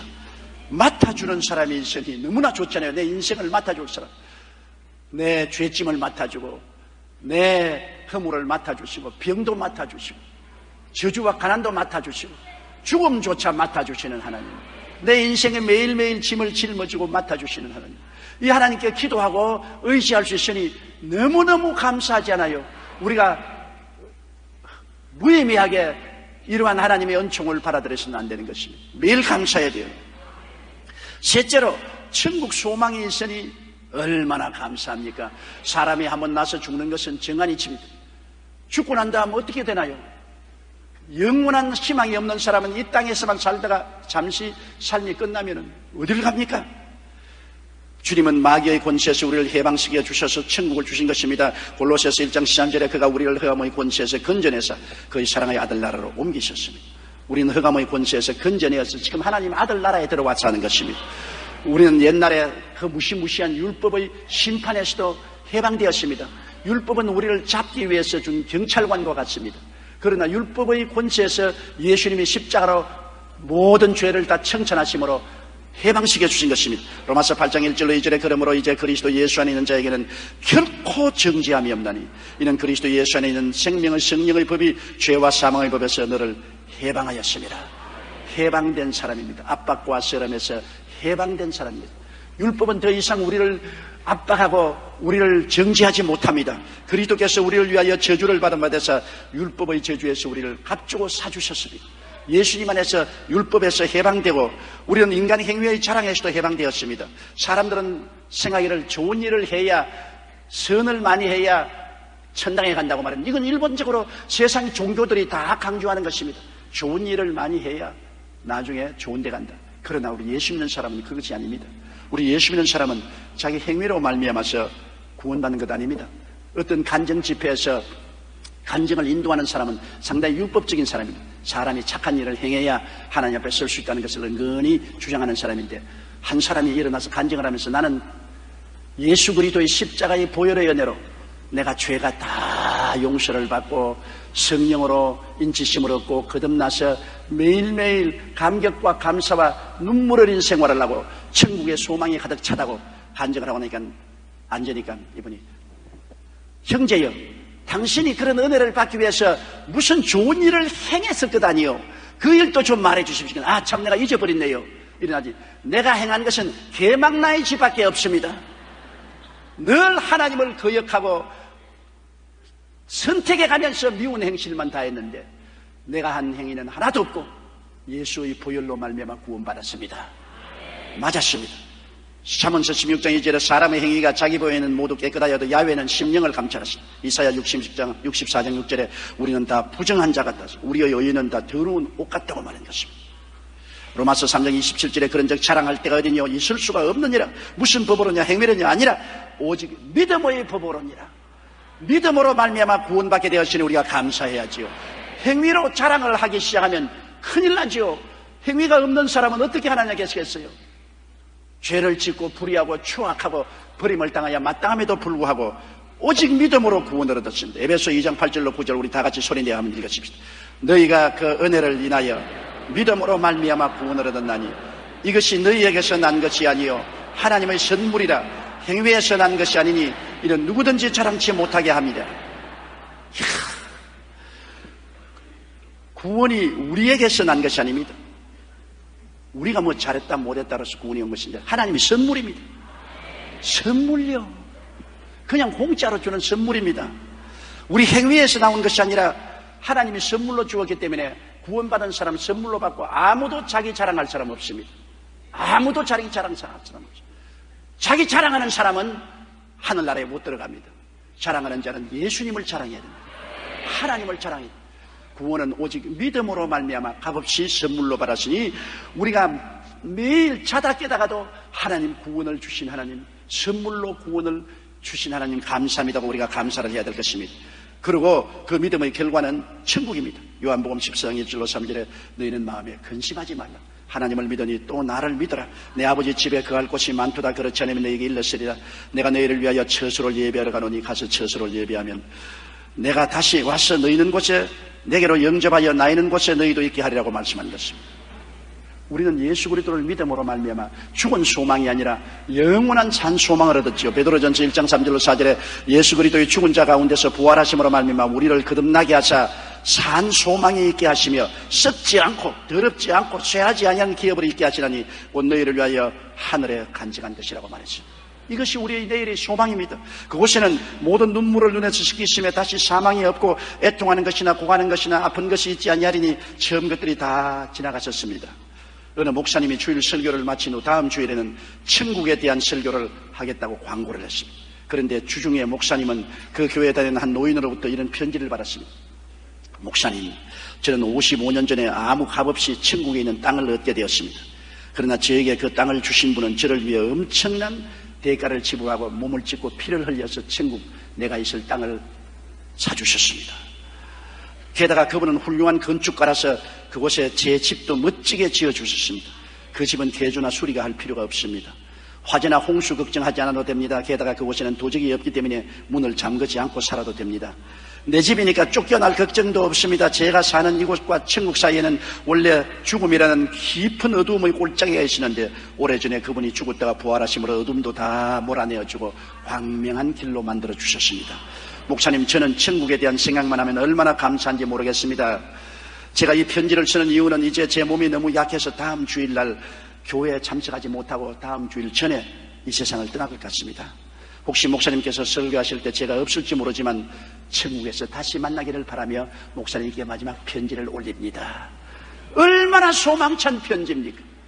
천국에 땅이 있고 집이 있고 주님이 기다리고 계시고 그 영광 가운데 가서 목사님을 기다리겠다는 이분의 간증의 편지는 죽음을 앞두고 있는 사람치고는 얼마나 아름다운 편지입니까? 여러분, 우리가 감사해야 될 것은 우리에게 산 소망이 있다는 것을 알고 끊임없이 감사해야 돼요. 우리 개개인이 감사할 것이 얼마나 많겠습니까만 예수 믿는 사람으로서 공통적으로 감사할 일을 오늘 저는 여러분과 함께 생각해 보는 것입니다. 감사는 할수록 하나님과 가까워지고 불평은 할수록 하나님으로부터 멀어지는 것입니다. 감사는 하면 할수록 감사한 일이 생겨나는 것입니다. 옛날 독일의 재무장관을 지냈던 마르티 바덴의 이야기를 읽고 저는 큰 감동을 입었습니다. 그는 원래 자유주의 사상을 지녔던 사람이었는데 전문 시절 집권 세력인 극보수파에 밀려나는 바람에 무척 많은 고생을 했습니다. 한 번은 어느 지방에 여행을 갔다가 돈이 없어 싸구려 여관에 하룻밤을 묵었는데 다음날 아침에 일어나 보니 도둑이 와서 자기 구두를 훔쳐가 버리고 말았습니다. 그는 어찌나 화가 나든지 그 도둑놈에게 있는 욕 없는 욕을 다 퍼부고 저주를 했습니다. 그리고도 성이 안 차서 이제는 하나님을 원망을 해요. 하나님도 무심하시지. 어떻게 나처럼 가난한 사람이 구두를 훔쳐가도록 뻔히 보시면서 내버려 놓았습니다. 자기가 구두 한 수 잘못 해놓고 난 다음에 잊어버린 것 하나님께 원망을 했습니다. 마침 그날은 주일이었는데 여관 주인은 화가 난 마르티를 달래가며 그러지 말고 함께 교회에 가자고 했습니다. 여보, 당신 알다시피 맨발 벗고 내가 어떻게 교회 가요? 이 추운 날에 맨발을 벗고 내가 쩌벅쩌벅 교회 가란 말이요? 여관 주인이 창고에서 낡은 신발 하나를 꺼내주면서 이거 신고 가십시다. 할 수 없이 그는 여관 주인 따라 교회에 가서 앉았는데 마침 자기 옆자리에 앉은 사람이 누군지 압니까? 두 다리가 없는 불구자가 옆자리에 앉아 있습니다. 그런데 이 두 다리가 없는 불구자는 누가 오든 말든 상관하지 않고 열심히 기도를 하고 있는데 옆에 앉아 기도를 들어보니까 하나님, 저를 돌보아 주시고 은혜를 베풀어 주시고 이 상방한 세상에서 소망을 가지고 살게 해주시니 너무나 감사합니다. 다리가 없어도 이렇게 주일 교회에 나와서 예배를 드리게 해주니 감사하고 다리가 없으니 신발 신을 걱정이 없어서 감사합니다. 자기 보고 한 말 같습니다. 너무나 그 불구자의 기도에 충격을 입고 그는 얼굴이 화끈히 달아오르면서 그 자리에 무릎을 꿇었습니다. 하나님, 이 사람은 두 다리가 없어도 이렇게 감사하는데 나는 두 다리가 멀쩡한데도 감사하지 않고 오히려 구두 훔쳐간 사람을 저주하고 하나님을 원망했으니 얼마나 부끄러운 일입니까? 아버지 하나님, 나를 용서해 주시고 여태까지 감사하지 못하고 살은 죄를 회개하니 용서해달라고 했습니다. 그래서 그 다음 그는 기도를 계속했습니다. 하나님, 두 다리 있는 것을 감사합니다. 이분은 두 다리가 없는데도 감사하는데 나는 두 다리가 있으니 얼마나 더 감사합니까? 신발을 잃어버린 것도 감사합니다. 왜냐하면 더 좋은 신발 주시려고 낡은 신발 가져가셨으니 이제 좋은 신발 주실 것을 믿습니다. 그날 이후로 마르티는 범사에 감사하는 삶을 시작했습니다. 그러자 그 인생이 점점 변화되어 마침내 독일의 재무장관으로서 국가에 크게 봉사하며 국민에게 존경받는 정치가가 될 수 있었습니다. 잃어버린 구두에 감사하자 그 잃어버린 인생을 찾게 된 것입니다. 항상 기뻐하라. 쉬지 말고 기도하라. 범사에 감사하라. 이는 그리스도 예수 안에서 너희를 향하신 하나님의 뜻이니라고 말한 것입니다. 어떠한 상황에도 감사를 잃지 말아야 합니다. 감사는 하면 할수록 감사할 일이 더 많이 생깁니다. 서펄전 목사님은 설교할 때 이런 말을 했습니다. 촛불을 보고 감사하라. 전등불을 주실 것이다. 전등불을 보고 감사하라. 그러면 달빛을 주실 것이다. 달빛을 보고 감사하라. 그러면 태양을 주실 것이다. 태양을 보고 감사하라. 그러면 촛불도 전등불도 달빛도 필요 없는 천국을 주실 것이라고 말씀했습니다. 여러분, 우리가 이 세상에 살면서 개인적으로 무수히 감사할 건 많겠지만은 예수 믿게 된 것이 제일 감사하고, 잃어버린 나를 찾아서 정체불명의 사람으로 살지 않고 하나님의 자녀로서 오중복음으로 옷 입고 삼중축복으로 두루마기를 걸치고 당당하게 살아갈 수 있으니 너무나 감사하고, 아무리 죽어도 천국의 영원한 소망에 있어 눈물과 근심과 탄식과 이별하는 것이나 고가는 것이나 앓는 것이 없는 천당에서 살게 되시니 감사할 것밖에 없는 것입니다.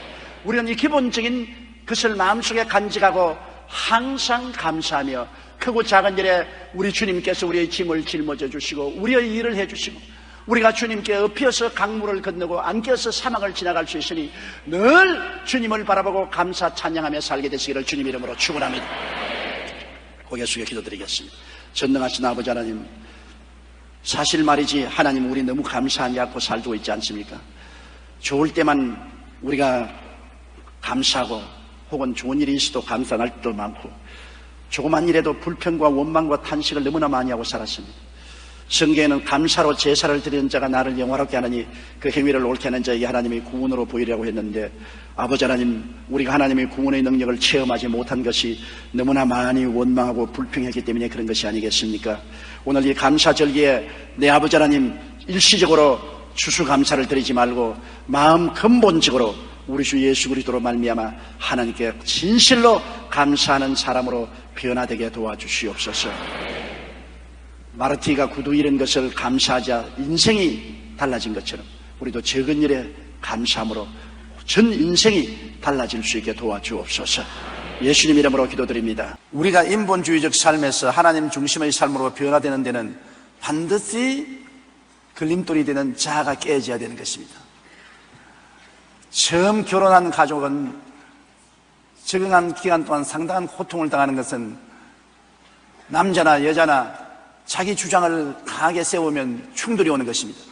결혼 생활을 하면은 자기 주장을 꺾어야 되는 것입니다. 아내도 자기 주장을 꺾고 남편도 자기 주장을 꺾고 좋아하는 기간이 필요한 것입니다. 그걸 못 끊으면 풍파가 일어나고 마는 것입니다. 신앙생활도 안 가진 것입니다. 우리가 세상에서 완전히 인본주의로 내 중심으로 살다가 예수를 믿고 하나님께 돌아오면 하나님 중심으로 살고 하나님 성이면서 살고 하나님 좋아하는 건 내가 좋아하고 하나님 싫어하는 건 내가 싫어하고 하나님과 더불어 살자면 내가 깨어져야 되는 것입니다. 자아가 깨어지는 과정이 반드시 필요합니다. 하나님이 사용하신 하나님의 사람들은 모두 다 이 변화의 체험을 한 사람들인 것입니다. 여러분들도 하나님과 함께 인생을 살려면 누구를 불구하고 이 변화의 체험을 하게 되는 것입니다. 교회의 성례 가운데 가장 중요한 것은 침례와 성찬입니다. 그런데 종교개혁가 마르틴 루터는 침례와 성찬에 이어 고난을 제3의 성례라고 말했습니다. 침례를 통해 그리스도와 연합을 확인하고 성찬을 통해 그리스도의 성품에 참여하였다 할지라도 고난 가운데 자아가 깨어지지 아니하면 아무리 침례를 받고 아무리 성례를 통해서 하나님의 은총에 참여했다 해도 하나님의 역사가 일어날 수가 없는 것입니다. 그렇기 때문에 우리 예수 믿는 사람들은 침례 받고 성찬 떼고 고난을 통해서 자기를 깨뜨려야 되는 것입니다. 적은 고난에 확 깨어지면 좋지요. 어린아이를 교육할 때 매 한 대에 완전히 애가 깨어져서 순부감이 좋지만은 고집을 부리면 10대를 때리고 20대를 때리고 30대를 때립니다.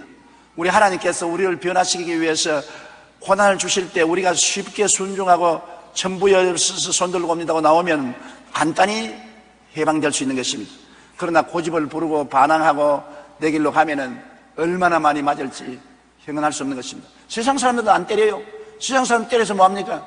여러분 자식 때리지 이웃집 자식 때립니까? 이웃집 자식이야 흙탕물에 뒹굴든 대소변을 보든 뭘 관계할 것입니까? 내 자식은 흙탕물에 들구면 끌어내어서 엉덩이를 때리고 우시지 않습니까? 여러분은 하나님의 자식이기 때문에 하나님이 그렇게 하시는 것입니다. 세상 사람들이야 어떻게 살든 종국은 심판받아 멸망받을 사람들이니까 하나님 관심 갖지 않지요.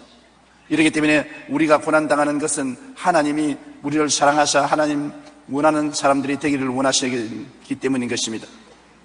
오늘 이 예를 야곱의 생애를 통해서 우리가 알아보십시다. 야곱은 외삼촌 집에서 20년 머슴살이 한 끝에 하나님의 은총으로 굉장히 축복을 받았어요. 상상을 초월하게 축복을 받았습니다.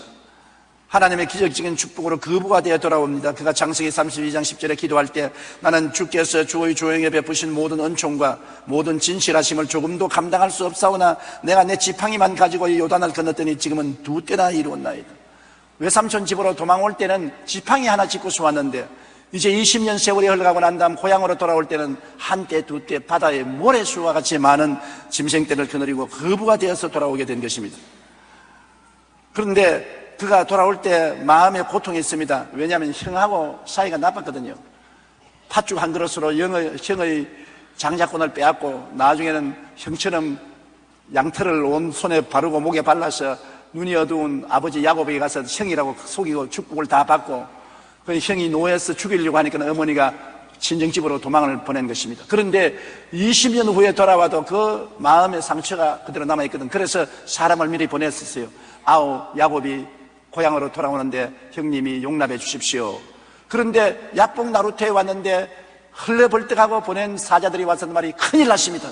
주인님, 형님이 400인의 장정을 거느리고 분도 막심해서 일어나 찾아옵니다.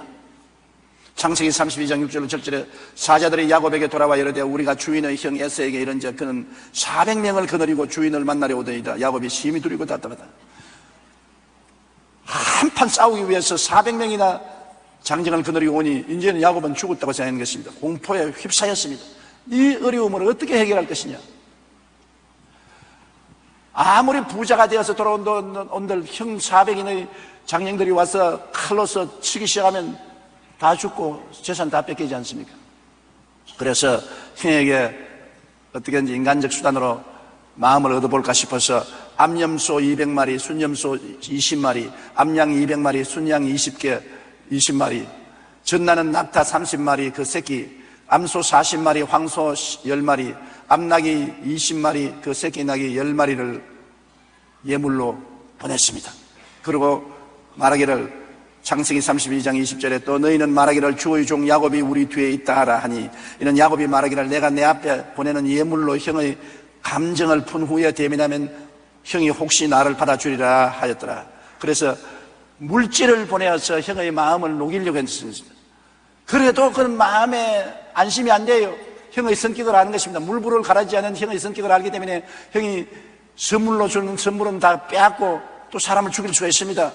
그래서 그런 가족들을 먼저 약복강을 건너게 한 것입니다. 창세기 32장 22절로 23절에 보면 밤에 일어나 두 아내와 두 여종과 11아들을 인도하여 약복 나루터를 건널세 그들을 인도하여 시내를 건너가게 하며 그의 소유도 건너가게 하고 다 건너보내고 자기는 안 건너갑니다. 왜냐? 최악의 경우에 도망치겠다. 처자야 죽든 말든 내가 살아야지 뭐 내 죽고 처자들 살면 무슨 소용이 있느냐. 처자는 죽더라도 내가 살아야 되겠다. 이게 야곱입니다. 얼마나 자아가 강한지 다 보는데 여보 당신은 안 가오? 아, 나 여기 볼 일이 있어. 너희들 먼저 가. 아빠 같이 가. 아니야, 아빠는 여기 볼 일이 있어. 너희들 먼저 건너가. 후한무치하게 처자들과 짐승들을 다 버려놓고 난 다음에는 그럼 쪼그리고 앉아서 상황을 봅니다. 왜냐하면 형이 와서 자기를 죽이려면 처자들부터 먼저 칼로서 죽일 것이라. 그때는 그러면 날 살려라 도망을 치겠다고 생각하는 것입니다. 창세기 32장 11절은 내가 주께 간구하오니 내 형의 손에서 에서의 손에서 나를 건져주옵소서. 그는 창자가 끊어진 듯이 부러지고 고통 속에 있었습니다. 그런데 갑자기 날이 어두워지는데 어떤 분이 나타나가지고 야곱의 멱살을 잡거든요. 그러고 난 다음 야 이놈아 건너가라. 처자와 함께 살아도 같이 살고 죽어도 같이 살아라. 이 사람이 누구야? 나는 못 갑니다. 가라. 그래서 일본 실험을 합니다. 일본 실험은 밀었다가 밀기 아닙니까? 한국 실험은 허리발을 잡고서 하지만 일본 실험은 밀기거든. 막 이 사람이 야곱을 밀어서 야복강을 건너가라고 하는 게 야곱은 안 가겠다고 같이 밀고 둘이가 밤새도록 밀고 땡기는데 야곱의 고집이 얼마나 센지 날이 셀 때까지 양보 안 하는 거예요. 나는 처자는 죽더라도 나는 살아야 될 테니까. 야 이놈아 처자가 죽으면 너도 같이 죽어야지. 살아도 같이 살고 죽어도 같이 죽어야 되느냐. 너 건너가라. 못 건너가요. 그때까지도 야곱은 자기가 실험하는 것이 누군지 몰랐습니다. 여러분 하나님의 사자인데 그때 하나님의 사자는 육신으로 오기 전 예수님이신 것입니다. 예수님하고 밤새도록 실험을 하는데 예수님이 도저히 안 되겠다 말입니다. 그래서 주님이 어떻게 했느냐, 손을 들어서 환두뼈를 쳤습니다. 그래 환두뼈가 어그러지니까 그 자리에서 쓰러져서 절름발이가 됐죠. 절단 났습니다. 꿈이 다 깨졌습니다. 도망을 취해야 되는데 이제는 환두뼈가 어그러졌으니까 이러고 어떻게 도망을 칩니까?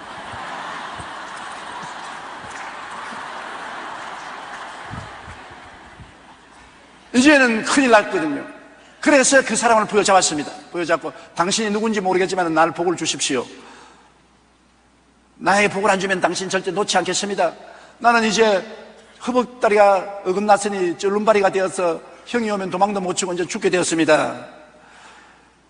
도망치겠다는 인간적 계획이 허물어졌습니다. 성경에 보면 사람이 마음으로 자기 길을 계획할지라도 그 걸음을 인도하시는 이는 야훼시라고 말씀한 것입니다. 우리가 하나님 뜻에 거역되는 일을 하면은 하나님이 허벅다리를 치시는 것입니다. 가정의 허벅다리, 사업의 허벅다리, 신체적 허벅다리를 치는 겁니다. 인간의 계획대로 안 되는 것입니다. 하나님의 축복이 없이는 희망이 없다는 것을 알아야 되는 것입니다. 뭘 하든지 하나님 축복이 있어야 안 무너지지, 하나님의 축복이 없으면 무너지는 것입니다. 가정도 하나님 축복이 있어야 되고, 자식을 기르는 것도 하나님 축복이 있어야 되고, 사업을 하는 것도 하나님 축복이 있어야 되는 것이지, 그걸 깨닫지 못하기 때문에 하나님께서 환두뼈를 쳐서 어그러져서 인간의 힘으로 못한다는 것을 깨닫게 해주는 것입니다. 인간의 힘으로는 안 됩니다. 하나님이여 나는 못해요. 제가 여의도 순복음교회를 지을 때 돈은 없고 인부들은 돈 달라고 아우성을 치고 교회는 무너진다 그러고 비는 출출 새고 제가 여기 엎드려서 늘 기도하는 것은 하나님 나는 못해요. 주여 나는 못해요. 하늘에서 하나님이 도와주지 않으면 나는 못해요. 다른 기도가 나올 수 없습니다. 외마디 소리밖에 없습니다. 나는 못해요. 하나님이 안 도와주시면 나는 못해요. 이대로 죽게 해 주시옵소서. 철골이 떨어져서 내 머리 위에 떨어져서 맞아 죽게 해 주시옵소서. 바로 야곱이 그런 심정입니다. 이제는 큰일 났습니다. 이제는 처자들과 같이 갈 수도 없고 도망칠 수도 없고 하나님이 복을 받아 하나님이 같이 했어야 이 위기를 벗어날 수 있기 때문인 것입니다. 창세기 32장 26절에 그가 이르되 날이 세리하니 나로 가게 하라. 야곱이 이르되 당신이 내게 축복하지 아니하면 가지 아니하겠나이다. 그때 그 천사가 뭐라고 물었냐면 내 이름이 뭐냐? 야곱이니이다. 야곱이란 말은 속이는 자, 빼앗는 자, 발꿈치 잡은 자인 것입니다. 왜 야곱이라고 했냐면 상둥이 에서와 같이 태어났는데 먼저 야곱이 태어나려고 하다가 도로 들어가서 에서가 나왔는데 나올 때 보니까 형의 발 뒤꿈치를 잡고 나오거든. 그래서 요 꽤 많은 사기꾼, 빼앗는 자, 발꿈치 잡은 자는 이름이 야곱인 것입니다. 이름 치고는 더러운 이름이죠. 이름 잘 지어야지. 이름 듣기도 좋고 의미도 있어야지. 이름이 좋지 않으면 안 되는데 야곱은 자기가 자기 이름을 불러도 빼앗는 자, 속인 자, 발꿈치 잡는 자라고 불러준 것입니다. 그때 이 하나님의 사자가 그 이름을 바꾼 것입니다. 그 사람이 그에게 이르되 내 이름이 무엇이냐? 그가 이르되 야곱이니이다. 그가 이르되 내 이름을 다시는 야곱이라 부를 것이 아니요 이스라엘이라 부를 것이니 이는 내가 하나님과 및 사람들과 겨루어 이겼습니다. 하나님과 실험해서 져야 이기는 것입니다. 이기면 계속 야곱입니다. 지면 이스라엘이 되는 것입니다. 깨어져서 항복하면 이스라엘이 되고 그 다음에는 하나님이 같이 하시는 사람이 되는 것입니다. 하나님의 겨루는 실험에 끝까지 내가 고집을 부려서 야곱으로 있으면 하나님은 같이 하지 않은 것입니다. 여러분, 먼저 내가 깨어져서 변화되면 상대가 변화되는 것입니다. 하나님은 야곱을 변화시켜야 야곱을 통해서 에서의 마음을 변화시킬 수 있기 때문에 먼저 너부터 변화시키라는 것입니다. 내게 신앙 상담 오는 사람들이 많이 그럽니다. 우리 남편 좀 변화되게 해 주십시오. 그러면 내가 어떤 때는 민망스러울 것이죠. 말은 못하지만 당신이 먼저 변해야 된다. 당신이 먼저 깨어지고 완전히 가루가 되고 주님께 의지하면 그를 통해서 주님이 남편을 변화시키는 것입니다. 우리 아내 좀 바람 피우지 않게 좀 도와주십시오 하는 남편도 내게 많이 와요. 옛날에는 그런 게 없었는데 요사이는 아내가 바람 피워서 남편이 홀치를 하는 사람들이 있어요. 그러면 내가 말합니다. 당신이 먼저 깨어져서 완전히 하나님 중심으로 서고 하나님께 의지하면 하나님이 아내의 마음을 변화시켜야지 어떻게 사람의 힘으로 마음을 변화시키냐. 여러분, 마음은요 자기도 마음대로 못합니다. 사람의 마음 자기 마음대로 합니까? 성 안 내려고 하는데 성 나오죠. 사랑하려고 하는데 사랑 안 되죠. 기뻐하려고 하는데 안 기뻐되죠. 내 마음 나도 몰라. 내 마음 나도 모르는데 남의 마음을 어떻게 우리가 움직이겠습니까? 우리 마음을 움직이는 것은 하나님이 움직이시는 것입니다. 하나님께 깨어져서 내가 변화되면 이웃이 변화되는 것입니다. 그런데 하나님은 여러분과 나를 변화시키기를 원하시는 것입니다. 누구든지 그리스도 안에 있으면 새로운 피조물이라 이전 것은 지나갔으니 보라 새 것이 되었도다. 우리는 기도하고 주님을 앙망하면 매일같이 주님이 와서 우리와 씨름하고 우리를 변화시키는 것입니다. 우리의 삶 속에 큼직한 씨름만 있는 것이 아니라 적은 씨름도 있는 것입니다. 교회 가기 싫은 마음이 있는데 하나님은 오셔서 교회 가라 그럽니다. 교회 갈까 말까 씨름하는 겁니다. 11조 드릴까 말까 씨름하는 것입니다. 전도할까 하지 말까 씨름하는 것입니다. 우리는 크고 적은 면에서 끊임없이 마음속에 하나님과 씨름할 때 여러분이 결국 항복해서 하나님 좋으면 나도 좋고 하나님 싫으면 나도 싫습니다. 나는 하나님 편에서 따라가겠습니다. 항복하면 하나님이 그 사람을 사용해서 교회 갈 마음이 생기게 만들어주시고 기뻐할 마음이 생기게 만들어주시고 전도할 마음이 생기게 만들어주는 것입니다. 하나님이 마음을 움직여 주셔야지요. 내 힘으로 되나요? 그런데 야곱이 환두뼈가 걸어져서 완전히 무너지고 자기 중심에서 하나님 중심으로 돌아서서 나에게 복을 주시옵소서, 복을 안 주면 나는 놓지 않겠나이다. 그러니까 하나님이 이름을 야곱에서 이스라엘로 자기 꾸녕에서 하나님과 씨름해서 이긴 자로 변화시키는 것입니다. 여러분 참으로 승리의 생활을 하려면 깨어지십시오. 하나님 앞에 무너져야 되는 것입니다. 하나님 앞에 무릎을 꿇어야 되는 것입니다. 그러면 여러분 스스로가 놀랄 만큼 내가 이렇게 변화될 수가 있느냐. 예수 믿고 난 다음 깜짝 놀랄 사람 많습니다. 내가 어떻게 이렇게 변화되느냐, 내가 어떻게 교회에 가게 되고 어떻게 찬송을 부르게 되고 어떻게 하나님을 사랑하게 되고 어떻게 아까운 돈을 11조를 드리게 되고 어떻게 봉사를 하게 되냐. 야, 내 마음 나도 몰라. 내가 이렇게 변할 줄 모르겠다. 당신이 어떻게 그렇게 변했느냐. 얘들아 네가 어떻게 그렇게 변했느냐. 하나님이 변화시켜 주는 것입니다. 내가 불광동에서 개척할 때 우리 교회에 와서 고통을 많이 주던 박종선 목사, 이정부 교회 담임인 박정선 목사님은 그때 주먹잡이였었습니다. 교회 와서 솥대고 뭐고 모두를 다 가져가서 팔아먹어버린 거예요. 진연 산소통종까지 다 진을 지고 가서 팔아먹어버리고, 심심하면 교회 물건 가지러 온 것입니다. 그런데 하도 주먹이 세고 그냥 왈가닥 한 사람이라 감당을 못해요. 싸움을 해서 이빨 하나 자기 이빨이 없으면 다 뽑혀지고. 그런데 주일날 예배 준비하기 위해서 토요일날 제가 그 옆에 있는 조그마한 집에서 기도하고 있는데 교회에서 막 애들이 막 죽는 소리를 해요. 고함을 치고 막 부르짖는 소리가 나서 큰일 났구나 뛰어나가 보니까 이 박종순이가 왔는데 교회 학교 애들이 5살, 6살, 7살, 10살짜리들이 자기들이 토요일날 모임이 있어서 왔다가 박종순이 오니까 매달렸어요. 목에 매달리고 어깨에 매달리고 팔을 잡고 다리를 끄안고 회개하라.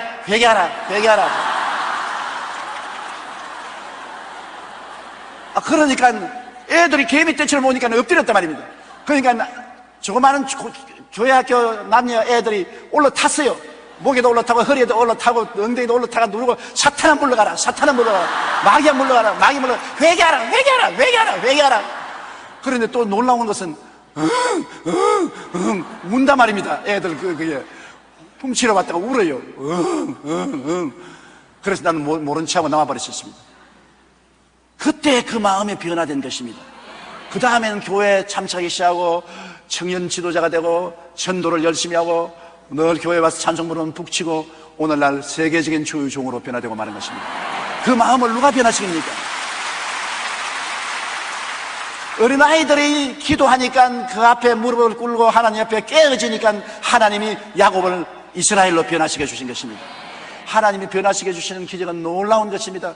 이 세상에 우리가 살면서 마음의 변화를 받아야 참 은혜를 받는 것입니다. 은혜란 그 당시에 기분이 좋고 몸이 찌릿찌릿하고 불을 확 받았다고 그것이 은혜가 아니라 내 마음에 변화되는 것입니다. 불안하고 초조한 것이 편안한 마음으로 변화되고 미운 마음이 고운 마음으로 변화되고 사랑할 수 있는 마음으로 변화되고 참을 수 있는 마음이 생기고 이해와 동정과 사랑과 인내할 수 있는 마음으로 변화되는 것, 이게 참 축복인 것입니다. 우리가 변화되려면 하나님 앞에 내가 깨어져야 되는 것입니다. 내가 내 죄를 회개하고 나의 고집을 다 저버리고 하나님 앞에 두 손 들고 깨어지면 하나님께서는 변화의 작업을 시작하고, 여러분이 변화되면 남편도 변화되고 아내도 변화되고 자식들도 변화되고 친구들도 변화되는 역사를 하나님께서 베풀어 주시는 것입니다. 진정한 승리자는 하나님께 항복한 사람인 것입니다. 그러니까 하나님이 여러분을 항복시키기 위해서 여러분과 계속 씨름하지 않을 수가 없는 것입니다. 그 씨름이 바로 고난인 것입니다. 장난은 친다고 변화되지 않습니다. 고난은 괴로운 것입니다. 우리가 세례받고 침례받고 성찬되고 주님과 한 몸이 되었을지라도 하나님이 여러분 속에서 계셔서 여러분과 함께 살기 위해서는 하나님과 씨름을 해야 되는 것입니다. 하나님의 사람은 반드시 깨어진 그날 기념이 있습니다. 절름발이 야곱이 가는 길에는 태양이 떠올랐다고 말하는 것입니다. 밤새도록 씨름하고 상처투성이가 되고 더벅머리가 되고 얼굴을 갈아서 아주 피명이 들고 옷은 남루하게 됐지만은 쩔뚝거리고 일어나서 하나님 의지하고 변화되어서 가는 그 앞에 태양이 떠올랐습니다. 창세기 32장 30절로 31절 다 같이 한번 읽어보십시다. 그러므로 야곱이 그곳 이름을 브니엘이라 하였으니 그가 이르기를 내가 하나님과 대면하여 보았으나 내 생명이 보존되었다 함이더라. 그가 브니엘을 지날 때 해가 돋았고 그의 허벅다리로 말미암아 절었더라. 절어도 좋아요. 인생의 태양이 떠올랐는 것입니다. 기어가도 좋아요. 인생의 태양이 떠올랐습니다. 밤같이 캄캄하게 어두운 고통 속에 살다가 그 고통이 다 사라지고 내 마음속에 태양이 떠올랐다. 20년의 세월 동안 형에 대한 두려움과 불안과 공포를 가지고 살았었습니다. 하루도 마음이 편하지 않았었습니다. 그러나 천사와 씨름하고 자기가 깨어지고 난 다음에 자기 모든 인생을 하나님께 내맡겼습니다. 이제 쫄뚝발이가 되었으니 도망을 못 치니 사나 죽으나 하나님께 맡겼습니다. 염려와 근심도 하나님께 맡기고 살고 죽는 것도 하나님께 맡기고 먹고 사는 것도 하나님께 맡기고 처자도 하나님께 맡기고 완전히 하나님께 맡기고 나니까 그 마음속에 태양이 떠오르기 시작한 것입니다. 어두움이 사라졌습니다. 우리의 인생에 어두운 그림자가 사라져야 되는 것입니다. 무슨 어두운 그림자라도 있으면 여러분 하나님께 부르짖어 의지하고 맡기고 여러분 마음속에 태양이 떠오르게 하십시오. 비록 그는 쩔뚝거리고 갔지만은 이제는 하나님이 같이 하는 하나님의 사람입니다. 야곱이 아니라 이스라엘입니다. 그가 약복강을 건너갈 때 가족들이 보고 놀랐습니다. 밤새도록 안 오는 데면 온 머리는 다 산발이 되고 얼굴은 시커멓게 멍이 들었고 옷은 찢어지고 흙두성이가 되고 그것도 좋은데 쩔뚝거리고 그렇게 오는데 얼굴은 보니까 저녁에 얼굴은 아주 흉악한 얼굴이더니만 아침에 쩔뚝거리고 오는 얼굴은 태양이 떠올랐었습니다. 그렇게 기쁨이 충만하고 평안하고 웃음이 넘치면서 쩔뚝쩔뚝하면서 오너라 가자 너 다 내 뒤에 서라 내가 앞장선다 다 그늘이고 앞장서서 간 이제는 깨어지고 변화되었으므로 가족을 책임지게 된 것입니다. 가족 버리더라도 살겠다는 거 아닙니다. 내가 죽더라도 가족은 살리겠다. 그리고 그는 이제 전적으로 하나님을 의지하고 믿음으로 행진하는 것입니다. 형이 니를 갈고 칼을 뽑고 단칼에 베려고 뛰어오는데 보니까 머리가 산발이 다 된 놈이 온 옷은 찢어지고 흙두성이가 된 것이 구부러져서 일하고 오거든.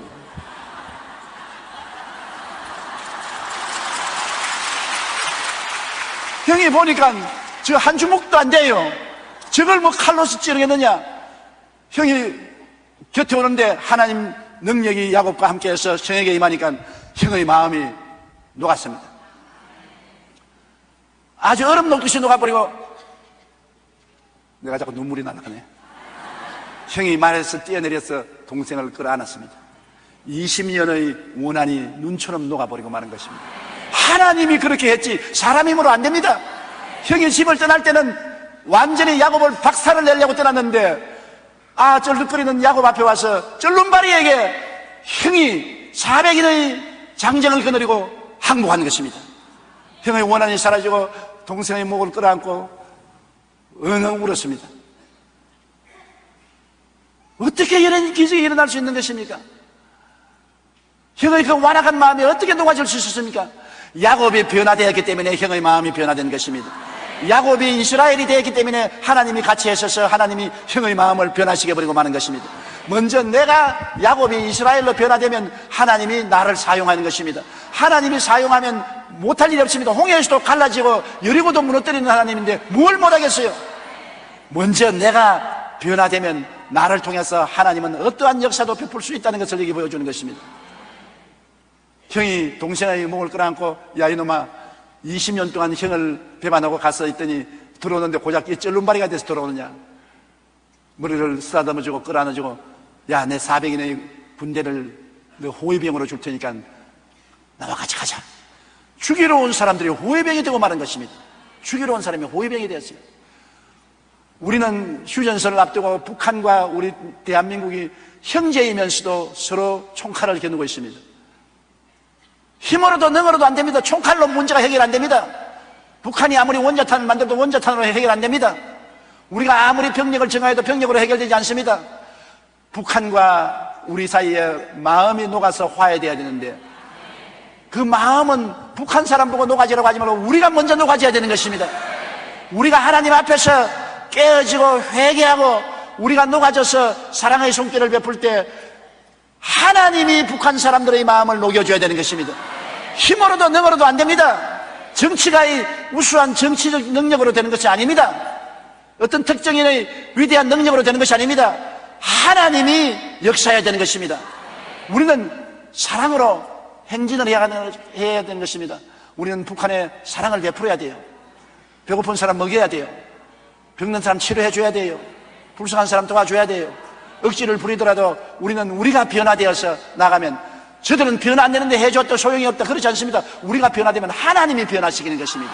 하나님이 우리 기도를 듣고 하나님이 변화시키는 기적을 베풀어 주는 것이기 때문에, 여러분, 하나님과 함께 사는 사람이 돼야 되지, 하나님 없이 사는 사람은 기적이 일어날 것을 기대할 수 없습니다. 하나님과 함께 사는 사람은 기적이 일어날 것을 기대할 수 있는 것입니다. 창세기 33장 4절 우리 다 같이 한번 읽어보십시다. 에스가 달려와서 그를 맞이하여 안고 목을 어긋 맞추어 그와 입 맞추고 서러우니라. 세상에 20년 원한을 가지고 이를 갈던 원수가 동생 앞에 와서는, 여기 와서 그냥 온 것이 아니라 그를 안고, 달려와서 그를 안고 목을 어긋 맞추어 또 입까지 맞추었네. 양치질 안 하는 입에 구린내도 날 것인데 입까지 맞추고, 그리고 엉엉 울었습니다. 너무나 아름다워요. 하나님만이 이렇게 할 수 있습니다. 사람은 못해요. 하나님은 이런 기적을 베풀 수 있는 것입니다. 내가 변화되면 하나님이 나를 사용하는 것입니다. 에스가 이르되 우리가 떠나자, 내가 너와 동행하리라. 얼마나 놀랍습니까? 야곱이 죽고 이스라엘로 변화되면 그때 참된 승리자가 되는 것입니다. 우리는 생각하기를 육신으로 생각해서 내가 죽으면 내가 손해나지, 부부간에 싸우면서 내가 지면 내만 손해나지 않냐. 그래서 부부간에 싸울 때 없는 말 있는 말 다 하는 것은 상대방의 창자를 뒤엎으려고 그렇게 하는 것입니다. 부부간에 싸울 때 말 믿으면 안 돼요. 그거는 어쩐지 상대방의 창자를 뒤엎어 놓으려고, 부인도 남편에게 있는 말 없는 말 다 하고 남편도 부인에게 있는 말 없는 말 다 하는데 진정이 아닙니다. 그거 진정이 아니에요. 그건 선전용인 것입니다. 그 말을 믿으면 안 돼요. 내가 이겨야 되겠다고 고집을 부는데 그건 육신의 생각이에요. 그럴 때 내가 끄꾸러져서 깨어져서 내가 울고 하나님께 회개하고 항복하면 하나님이, 야 이놈아 변화되라, 야 너 변화되라. 하나님이 햇빛을 비추면 어느 얼음 장사가 얼음을 보존할 수 있겠습니까? 아무리 얼어붙은 동산도 봄이 오면 녹아져요. 봄이 오면 녹아져요. 하나님 앞에 안 녹아질 사람 누가 있는 것입니까? 이사야 41장 14절 우리 다 같이 한번 읽어보십시다. 버러지 같은 너 야곱아, 너 이스라엘 사람들아, 두려워하지 말라. 나 야훼가 말하니 내가 너를 도울 것이라. 내 구속자는 이스라엘의 거룩한 자니라. 보십시오. 너 버러지 같은 야곱아. 버러지 상대가 됩니까? 꿈틀꿈틀 기어오는 버러지, 그 바람에도 날아가고 발로 차버리면 날아가고 밟으면 터져버리는데, 나는 버러지 같습니다. 나는 우리 집에서 버러지 취급받습니다. 나는 우리 내 친구들 가운데 버러지같이 취급받습니다. 그렇게 생각하는 사람이 있습니까? 내가 예수 믿고 버러지가 되면은 내 혼자 있는 것이 아닙니다. 야훼가 말하네, 내가 너를 도울 것이라. 버러지가 되면 하나님이 도우시는 것입니다. 그러니 하나님 도우시는데 누가 망하게 하는 것입니까? 하나님의 문을 열면 닫을 자가 없고 닫아놓으면 열 자도 없습니다. 하나님이 일으켜 세운 사람 끌어내릴 수가 없고 하나님이 끌어내리는 사람 일으켜 세울 수도 없는 것입니다. 버러지가 되는 것, 주님 앞에 깨어져서 쩔눈발이 버러지가 되는 것, 여러분은 패배자가 아닌 것입니다. 하나님 앞에 깨어지고 지는 자가 진정한 승리자가 되는 것입니다. 로마가 유럽을 제패하고 대로마 제국이 된 것은 콘스탄틴 황제 시절입니다. 주 312년 콘스탄틴은 막강한 군대를 가진 막센티우스와 로마의 티베르 강에서 서로 대치하여 밀비안 다리에서 전쟁을 하게 된 것입니다. 거기에서 이기는 자가 로마와 전 세계를 점령하는 것입니다. 그래서 큰 고통에 빠진 이 콘스탄틴 황제는 고민을 하고 자기 막사에서 이 전쟁을 어떻게 이길까 하는데 환상이 나타났습니다. 십자가에 못 박여 몸 피 흘리고 죽어가는 예수님이 나타나셨습니다. 그러면서 그에게 말씀이 들려왔습니다.